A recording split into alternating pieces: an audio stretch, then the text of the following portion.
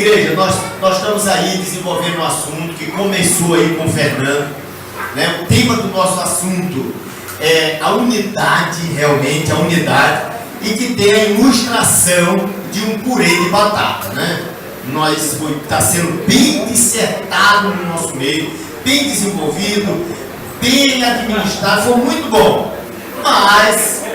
Mas o meu querido filho Paulo, Diácono Paulo, vai estar finalizando. Na verdade, a palavra não é nem finalizar, porque não dá de finalizar um assunto desse, porque vai ser batido sempre essa união que nós precisamos ter na igreja.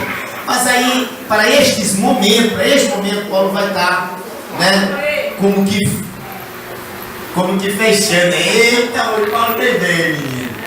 Então, olha lá o coelho lindão aí, ó.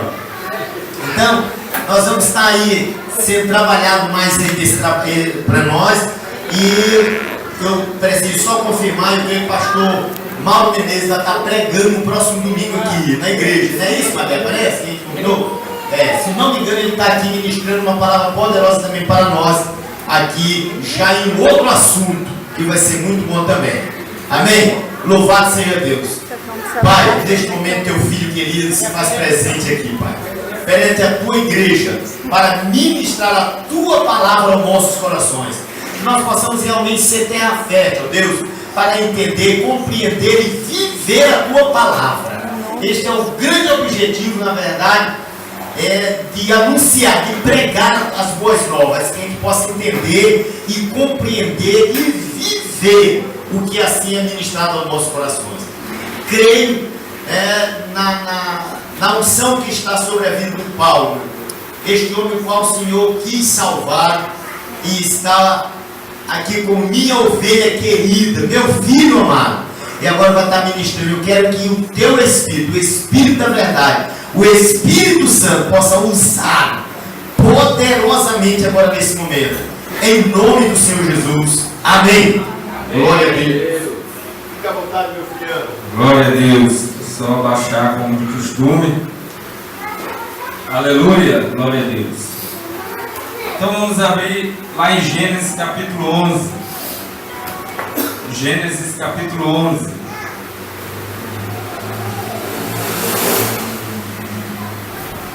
Quem está com expectativa aí no coração de ouvir a voz de Deus? Eu sou o mais curioso dentre vocês para saber o que Deus vai falar nesta noite, amém? Glória a Deus. Gênesis capítulo 11, a partir do versículo 1.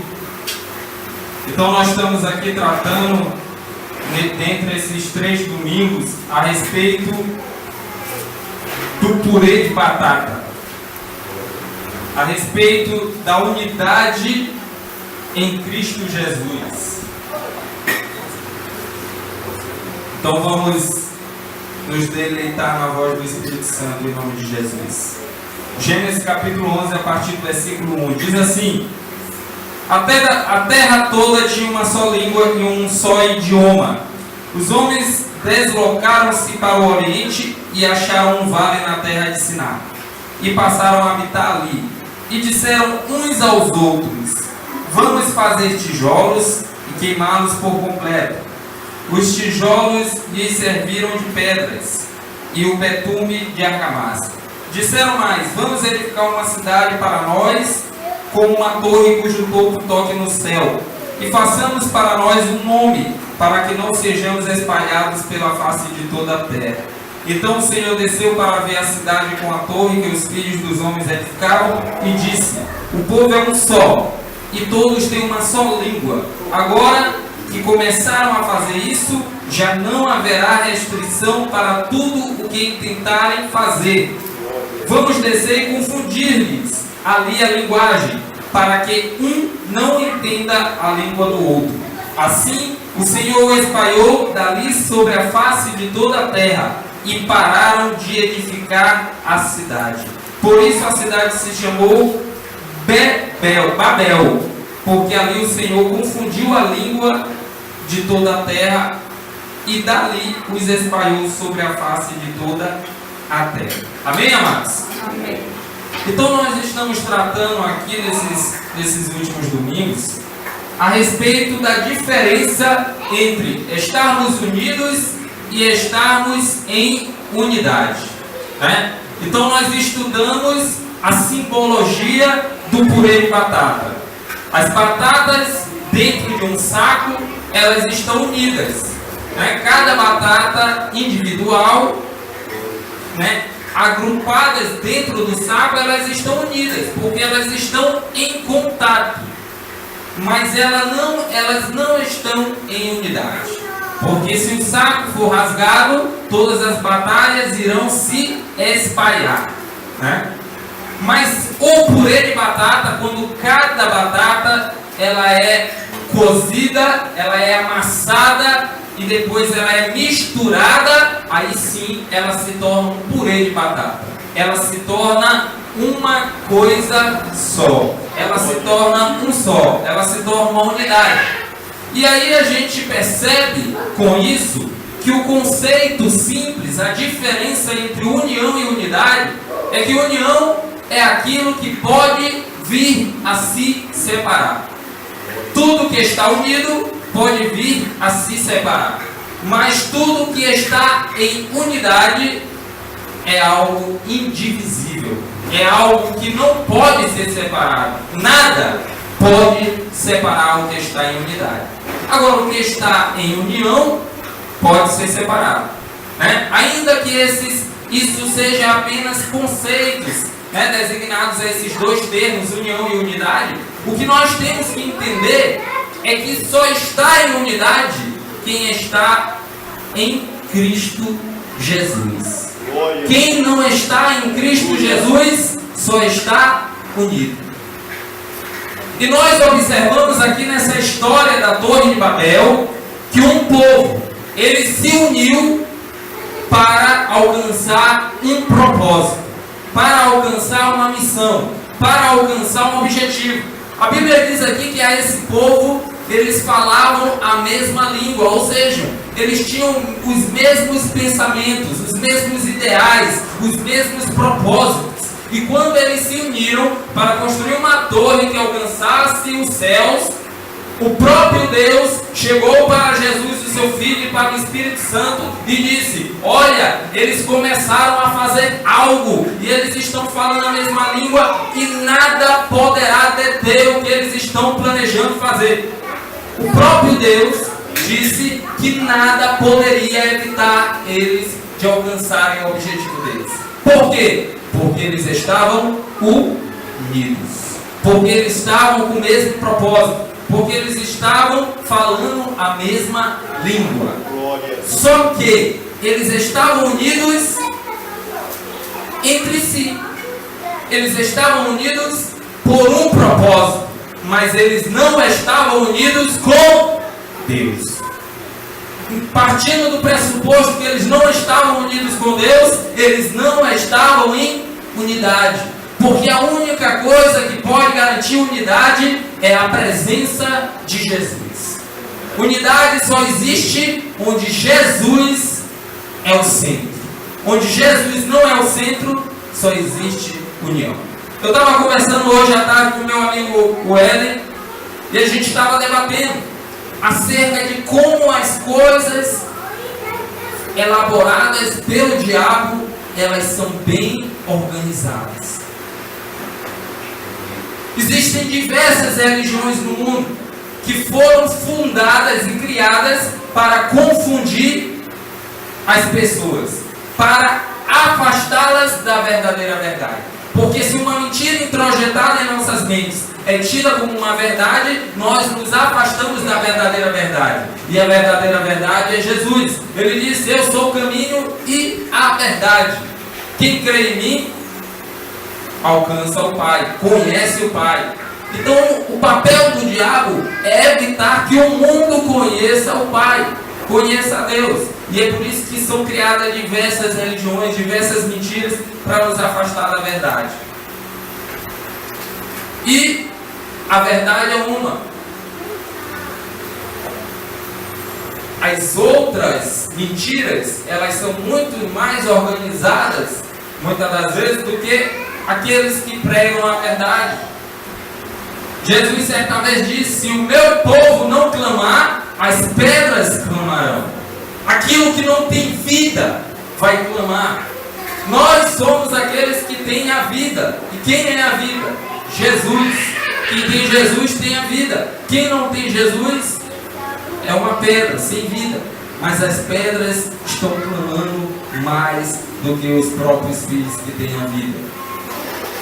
E uma missão do diabo é estabelecer divisão. Porque ele sabe que aquilo que está dividido não pode alcançar o propósito para o qual foi designado. Ele aprendeu isso com o próprio Deus. Deus chegou e disse: vamos dividir esse povo. Deus deu a cada uma língua e eles se dividiram. Ou seja, aquilo que está unido pode ser dividido, pode ser separado, porque não estava em unidade com Cristo.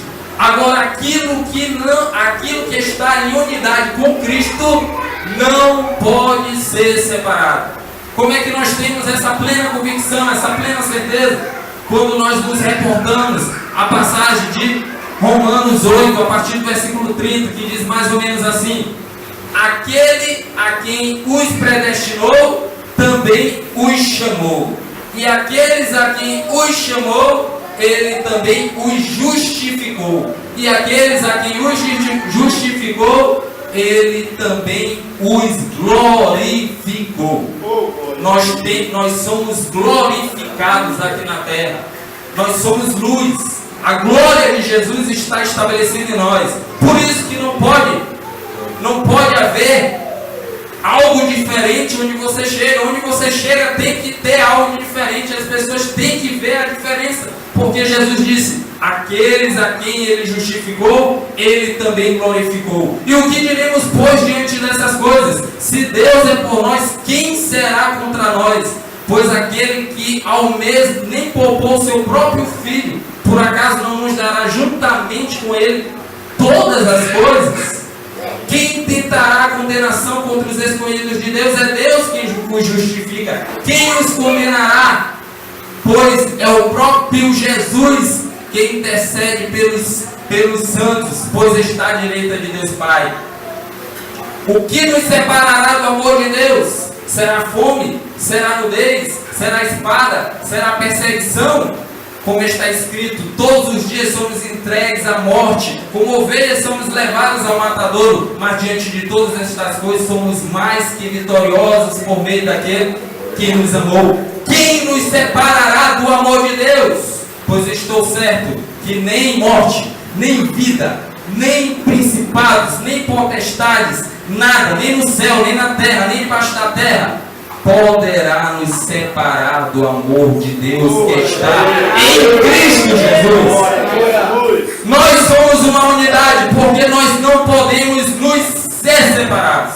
Nós somos indivisíveis, porque aquele que nos justificou, ele nos glorificou. É por causa de Jesus que nós estamos unidos ao Pai e não podemos ser separados. Nada pode nos separar do amor de Deus. Nada que está em Cristo Jesus. Então a unidade ela só pode ser estabelecida por causa de Jesus.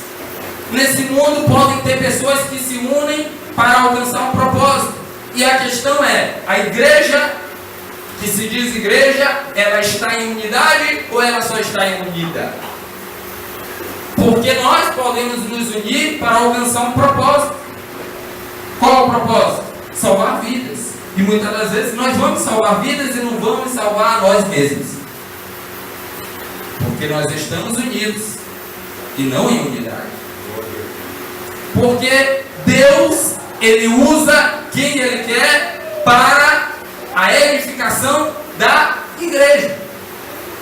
Muitas pessoas são usadas porque Deus se importa com a edificação da igreja. É por isso que aquela passagem diz, né? Senhor, eu não profetizei em teu nome, eu não expulsei demônios em teu nome, eu não fiz maravilhas em teu nome. E Jesus olha para essa pessoa e diz: afastai-vos de mim, vocês que só praticavam o mal. Expulsar demônios, profetizar, fazer maravilhas. Isso quem faz é o diabo ou é Deus? É Deus. Deus usa pessoas que só praticam o mal porque Ele está interessado em que a igreja seja forte. E essas pessoas, por orgulho e soberba, acabam achando que mesmo em pecado, Deus, que na verdade aquele pecado não é pecado porque Deus ainda continua a usar. Isso é um engano. Deus está interessado em edificar a sua igreja. Mas, amados, com a ajuda do nosso irmão Fernando, lá em Atos, né? Vamos lá observar o que existe lá em Atos. Em Atos capítulo 5, teve uma passagem do Gamaliel. Gamaliel foi um instrutor do apóstolo Paulo. E teve um cenário em que Gamaliel ele defendeu os discípulos de Jesus, né? Com sua sabedoria concedida por Deus, ele defendeu os discípulos de Jesus. Observem aí Atos capítulo 5 a partir do versículo 34, para nós entendermos. Então, certo fariseu chamado Gamaliel, doutor da lei, respeitado por todo o povo, levantou-se no sinédrio e mandou que aqueles homens saíssem por um momento. E prosseguiu: homens israelitas, tende cuidado com o que estáis para fazer a estes homens, porque há algum tempo surgiu Teudas, dizendo ser alguém. A ele se ajuntaram uns 400 homens, mas ele foi morto, e todos os que lhe obedeciam foram dispersos e reduzidos a nada. Depois dele, nos dias do recenseamento, surgiu Judas, o Galileu, e desencaminhou muitos que o seguiram, mas ele também morreu e todos os que lhe obedeciam foram dispersos. Agora vos digo: afastai-vos destes homens e deixai-vos livres, pois se este projeto ou esta obra for dos homens, se desfará, mas se é de Deus, não podereis derrotá-los, para que não sejais achados combatendo contra Deus. Aquilo que está unido por causa de um propósito pode se desfazer. Agora, aquilo que está em unidade com Deus não se desfaz, porque todos aqueles que intentam desfazer aquilo que está em unidade com Deus estão a lutar contra o próprio Deus. Glória a Deus. E contra o próprio Deus ninguém pode. Uma igreja em unidade, ela fica em paz, ela fica despreocupada, porque não é ela que vai guerrear, é o Deus dos exércitos que guerreia por ela. É por isso que uma igreja em unidade com Cristo, ela não pensa em si própria, ela pensa no outro, porque ela sabe que por si o Deus dos exércitos já está a guerrear. E nós temos que entender um princípio de Deus. Deus, Ele age por meio da sua justiça. E a sua justiça é a sua palavra. Ele disse: olha, peçam para que a vossa alegria seja plena. Deus chegou e disse: peçam para que a sua alegria seja plena. Mas em outra passagem ele disse o seguinte: vocês pedis e não alcanceis, porque pedis para gastardes nos vossos próprios deleites. Nós estamos pedindo a Deus, mas somente por nós, para satisfazer nossos desejos carnais, humanos e desta terra. A gente não ora pedindo vidas a Deus. A gente não ora pedindo aquilo que Jesus nos ordenou que nós pedíssemos ao Pai: envia trabalhadores, porque grande é a seara e poucos são os trabalhadores. Deus, Ele só age mediante a nossa oração, porque essa é a justiça de Deus, essa é a sua palavra. Ele não vai sobrepor aquilo mesmo disse. E se nós entendêssemos o que é feito no mundo celestial, quando nós intercedemos por uma vida, nós oraríamos direto. Glória a Deus. Deus, Ele concede visões a pessoas para que aquela pessoa que recebeu a visão ore intercedendo por outros. Então existe casos de pessoas que têm uma visão vendo outra pessoa morrendo. Ela fica assustada. Meu Deus, foi Deus que deu aquela visão. E Deus está dizendo, olha, o diabo está tentando matar aquela pessoa. Eu estou te revelando, porque eu sou misericordioso, porque eu sou bom. Eu não posso evitar que aquela pessoa seja morta pelo diabo, porque ela mesma deu brecha para o diabo matá-la. Mas eu estou te dizendo o seguinte, eu estou te revelando o que ele quer fazer. Ora agora e desfaz todas as obras do diabo, porque eu te levantei nessa terra e eu te dei autoridade contra toda serpente e escorpião e contra todas as forças do maligno, e nenhum mal te será feito. Deus, Ele age na sua justiça e Ele quer que o seu povo seja um povo atuante. Agora o que acontece?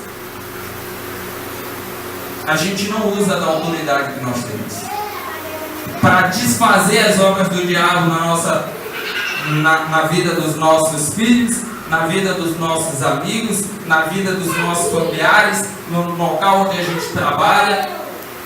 Mas Deus revela. E eu disse, Deus é bom. Mas Deus não pode chegar e Ele, na sua soberania, no seu poder, não pode chegar e dizer, está desfeito, diabo, vai para lá. Aqui não. Não pode. Nós temos que fazer. Por quê? Porque está escrito. Vamos lá em Colossenses. Em Colossenses capítulo 1.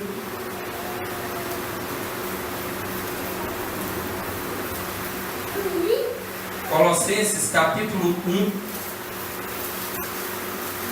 No versículo 24. Colossenses 1, 24. Diz assim. Colossenses 1, 24. Agora me alegro nos meus sofrimentos por vós, e completo no meu corpo o que resta do sofrimento de Cristo, por amor do seu corpo, que é a igreja. Mas como assim Paulo está dizendo que ele completa no corpo dele o que resta do sofrimento de Cristo? Ainda resta um sofrimento. Jesus não sofreu o que era necessário, não. Ainda tem um sofrimento a se viver. Jesus passou por todo aquele sofrimento na cruz. E nós ainda vamos continuar sofrendo? Como assim? Ainda resta um sofrimento de Cristo. Vamos ler de novo. Agora me alegro nos meus sofrimentos por vós, e completo no meu corpo o que resta do sofrimento de Cristo, por amor ao seu corpo, que é a igreja. Bem simples. Jesus é a cabeça. Nós somos o corpo. O corpo de quem? De Cristo. A cabeça sofreu. E o corpo vai continuar sofrendo. O sofrimento de quem? De Cristo. Existe um sofrimento que a gente ainda precisa sofrer, que é justamente o sofrimento de dar continuidade aos sofrimentos de Cristo. Agora, para nós entendermos que sofrimento é esse que nós vamos ter que sofrer aqui na terra, porque nós somos o corpo de Cristo e damos continuidade aos sofrimentos de Cristo, é só observar o que Paulo diz. Ele está sofrendo por quem? Por ele? Ele está dizendo, eu estou a sofrer no meu corpo o que resta dos sofrimentos de Cristo por causa do seu corpo, que é a igreja. Paulo sofria constantemente porque a cada pessoa que ainda não tinha entregue sua vida por Cristo, ele sofria em oração. Como ele disse em outras passagens, eu sofro por vocês em oração, para que Deus possa trazer vocês para a unidade. Então, o nosso sofrimento é abdicarmos de nós mesmos para vivermos as necessidades do outro. Jesus disse: aquele que perder a sua vida por amor de mim, esse encontrará a verdadeira vida. Jesus é cada um daqueles que estão espalhados pelo mundo, que são o seu corpo. Quando você ama o próximo, você está amando a Jesus. Quando você ama o corpo de Cristo, você está amando a Cristo. Mas abdicar de você mesmo para pensar no outro é sofrer. Jesus abdicou de sua vida aqui na terra para caminhar pregando o Evangelho. Amanhã é feriado. A gente vai abdicar do nosso lazer, do nosso descanso, da nossa vida, para visitarmos pessoas que estão necessitando ouvir a respeito de Jesus.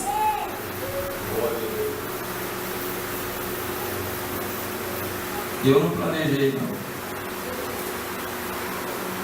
Eu não planejei isso.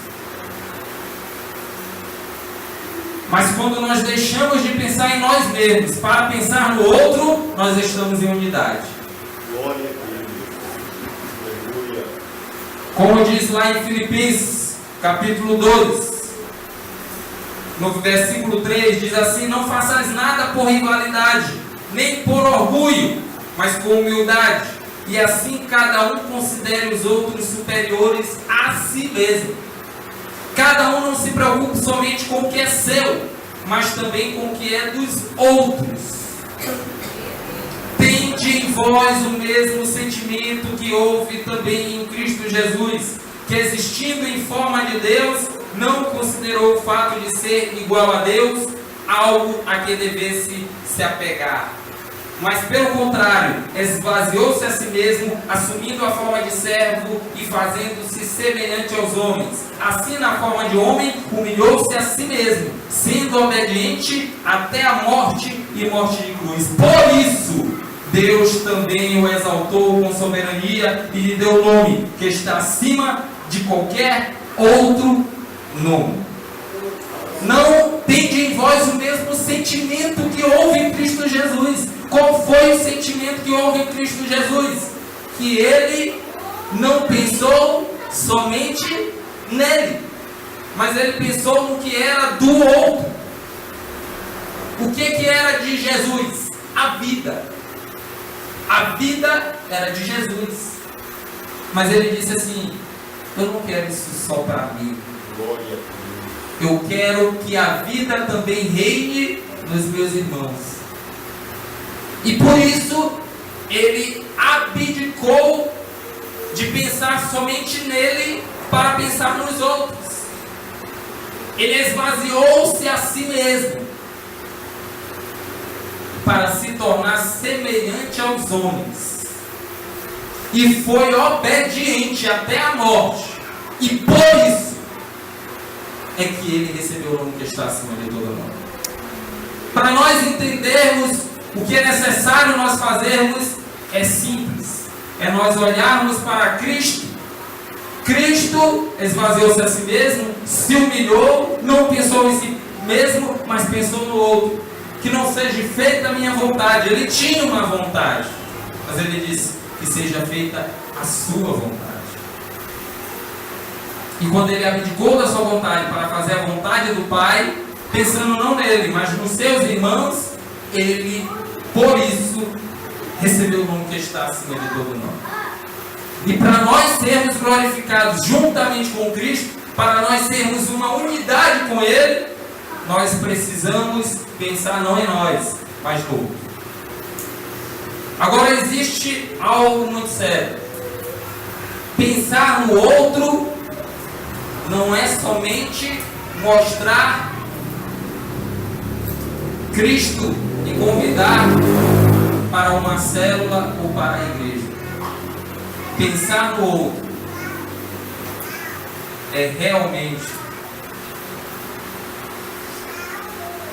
mostrar o que Cristo quer.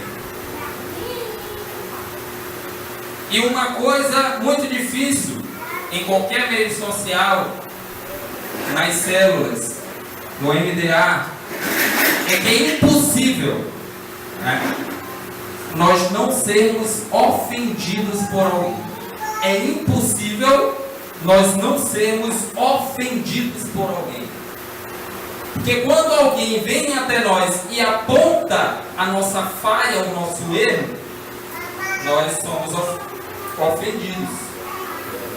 Nós nos sentimos maus. Mas para que exista unidade em Cristo Jesus, é necessário que nós possamos exortar uns aos outros. Porque quem ama, cuida. E quem cuida, exorta. Só que nessa exortação, essa exortação não vai produzir alegria, como está lá em Hebreus. A exortação, a priori, produz tristeza. Mas depois, os frutos da exortação vão produzir alegria. E uma igreja em unidade é uma igreja que constantemente exorta o seu irmão. Agora, para receber a exortação, a gente precisa ser humilde e se humilhar diante de Cristo.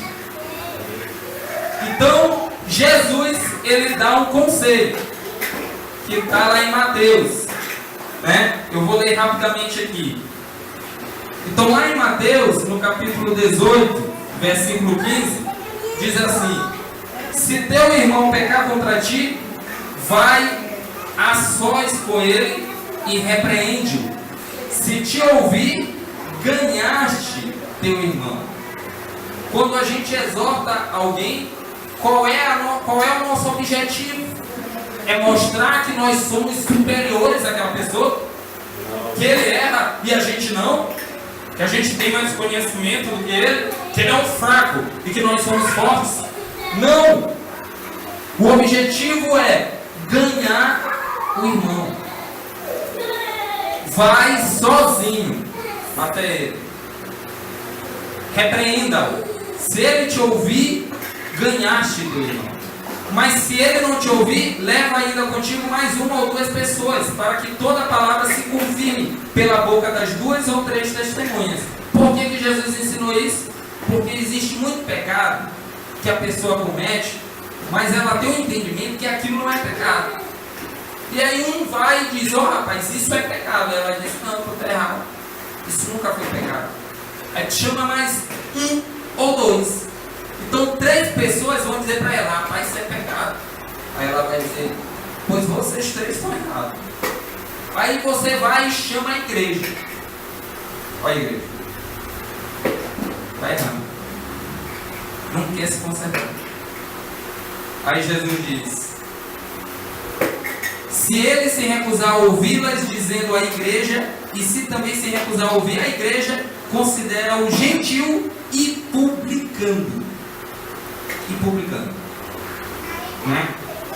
Aqui na minha Bíblia tem dizendo o que é publicano. 17. Coletor de impostos a serviço dos romanos. Né? Era gente que enganava os outros, enrolava, cobrava mais imposto do que era devido. Agora olha só, o grau de dificuldade em cumprir a palavra de Deus. Como é que eu vou pegar uma pessoa e dizer: tu a partir de hoje não é considerado mais igreja de Cristo? Tá aqui.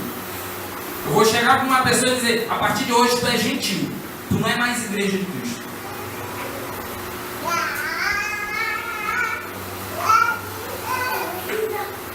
Não! Eu quero é ganhar. Eu não quero espalhar.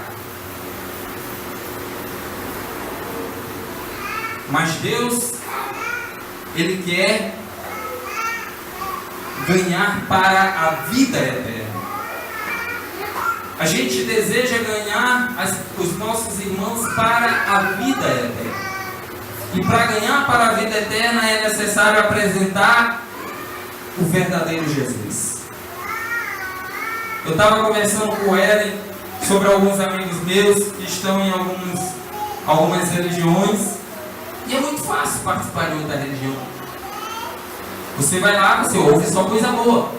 Você é um sucesso. Deus vai te prosperar. Nós vamos orar e tu vai ser bem sucedido. A pessoa vai voltar naquele lugar? Vai. Só ouviu coisa boa, coisa que motivou ele. Ele saiu até da depressão que ele tinha. Porque agora ele está se sentindo amado por aquele grupo. Ele está ouvindo coisas boas daquele grupo. Agora as pessoas chegam numa igreja onde as pessoas chegam para ele e dizem: olha, para você ser feliz, você tem que sofrer em Cristo Jesus.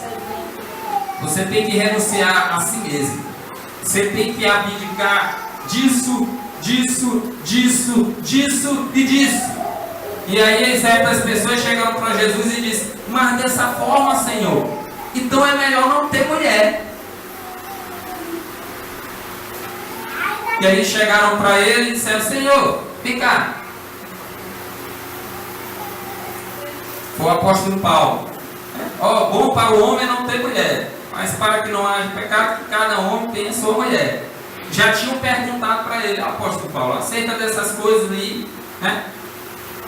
Que história é essa aí que bom para o homem não ter mulher? Ele: não, deixa eu explicar direito para vocês não entenderam. É que por causa da maldade que existe no mundo, né? Da sexualidade, que está grande demais, é bom para que cada homem tenha a sua mulher e cada mulher tenha seu homem. Mas bom era que o homem não tivesse mulher, com o conceito que ele deu. E teve um certo momento que Jesus também falou certa coisa relacionada a isso. Eu não estou me lembrando aqui. Mas a questão é: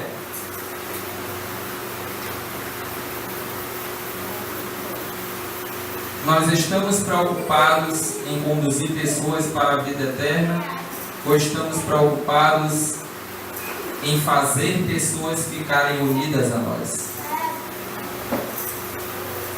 Eu estou chegando para um amigo meu homossexual e estou dizendo: eu não te abençoo no teu relacionamento, eu não concordo, Deus não é a favor disso. Ou eu estou dizendo: cada um segue o que quer, com medo de perder a amizade, com medo de perder a união minha com ele? Ou eu estou mais interessado na unidade dele com Cristo?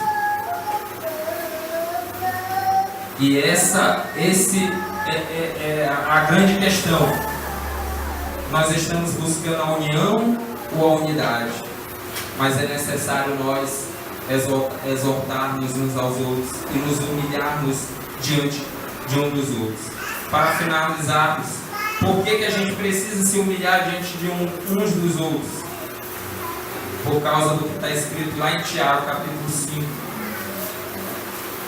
Tiago, capítulo 5, no versículo 14. Tiago 5,14 diz assim: algum de vós está doente, chame os presbíteros da igreja, para que estes orem sobre ele, ungindo-o com óleo em nome do Senhor. E a oração da fé salvará o doente, e o Senhor o levantará. E se houver cometido pecado, será perdoado. Olha que interessante. Tem gente que peca, e por consequência do pecado, aparece, e pode ser outra coisa. Só que a pessoa, ela fica assim: eu pequei. Mas a Bíblia não está dizendo isso. A Bíblia está dizendo: olha, se você está doente, clame a Deus, e Ele salvará o doente.